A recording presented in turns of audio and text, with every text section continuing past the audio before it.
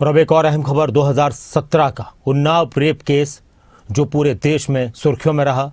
बहुत सारी राजनीतिक बयानबाजी उसको लेकर सामने आई।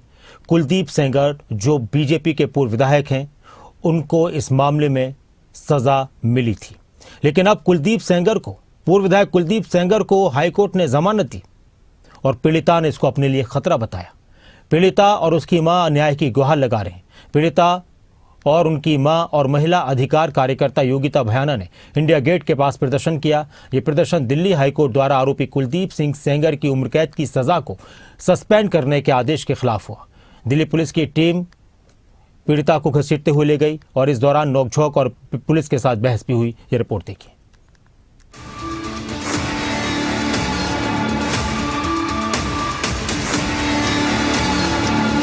देश में उन्नाव रेप केस की गूंज फिर से तेज है।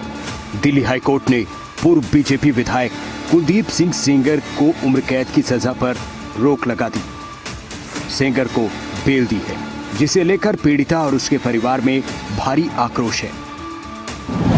दिल्ली हाईकोर्ट ने उन्नाव रेप केस में कुलदीप सेंगर को राहत दी। उम्र कैद की सजा को निलंबित करते हुए बेल देने का आदेश दिया। अदालत ने जमानत को कुछ शर्तों के साथ मंजूर किया है। सेंगर को पीड़िता के घर से 5 किलोमीटर के दायरे में प्रवेश करने की अनुमति नहीं होगी। हर सोमवार को पुलिस को रिपोर्टिंग देनी होगी। 15 लाख पर्सनल बॉन्ड भरना होगा। अदालत के इस फैसले के बाद पीड़िता और उसके परिवार ने तेज विरोध जताया है। पीड़िता ने सामाजिक कार्यकर्ता योगिता भयाना के साथ दिल्ली के इंडिया गेट पर धरना दिया। इंडिया गेट पर प्रदर्शन के दौरान पुलिस ने उन्हें वहां से हटाया, लेकिन इन सब के बाद पीड़ित परिवार का विरोध जारी है। मैं उस जजमेंट को सुन के मुझे बहुत दुख हुआ है और मुझे बहुत वो हुआ कि मैं अपना सुसाइड कर लूं, लेकिन मेरे 2 मासूम से छोटे बच्चे हैं, मेरा पति है, मेरा परिवार है, मेरा भाई है। सबकी सोच के मुझे लगा ऐसा कि हम नहीं रहेंगे तो मेरा परिवार असुरक्षित हो जाएगा। फैसले के बाद देश भर में हलचल है। न्यायपालिका की कार्यप्रणाली, पीड़िता की सुरक्षा, राजनीतिक भूमिका पर सवाल उठे हैं। कई सामाजिक संगठन और एनजीओ ने इस फैसले की तेजी से आलोचना की है। सुप्रीम कोर्ट में चुनौती देने की बात कही जा रही है। क्योंकि मैं रोज कोर्ट में रहता हूं और एक वकील हूं, तो इसको मैं कानूनी रूप से देखता हूं कि ये जो कोर्ट की प्रक्रिया है, इसमें यह नहीं देखा जाता कि व्यक्ति नेता है या नेता नहीं है।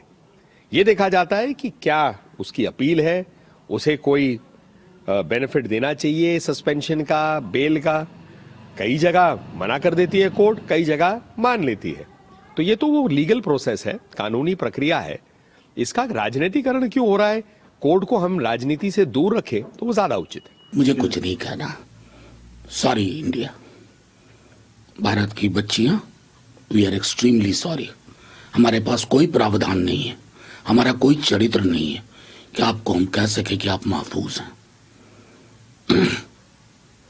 रिपब्लिक शर्मिंदा है।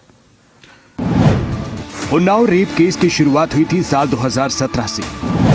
पीड़िता नौकरी मांगने उन्नाव में कुलदीप सेंगर के घर गई थी।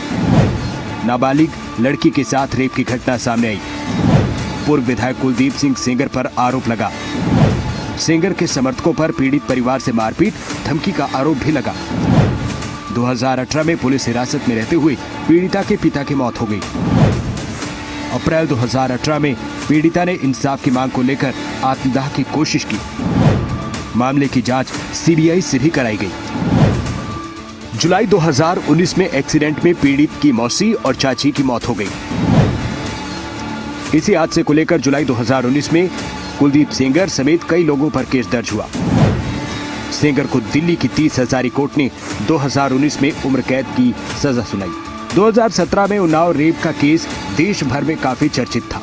अगस्त 2019 में सुप्रीम कोर्ट ने उन्नाव रेप केस से जुड़े सभी मामलों को ट्रायल दिल्ली ट्रांसफर करने को कहा था। ट्रायल कोर्ट ने यह भी निर्देश दिया था कि सीबीआई पर्याप्त कदम उठाए ताकि पीड़ित और उसके परिवार की जान और स्वतंत्रता की रक्षा की जा सके। उन्नाव रेप केस में दिल्ली हाई कोर्ट के फैसले के बाद इसकी गूंज एक बार फिर से तेज। ब्यूरो रिपोर्ट, खबरें अभी तक।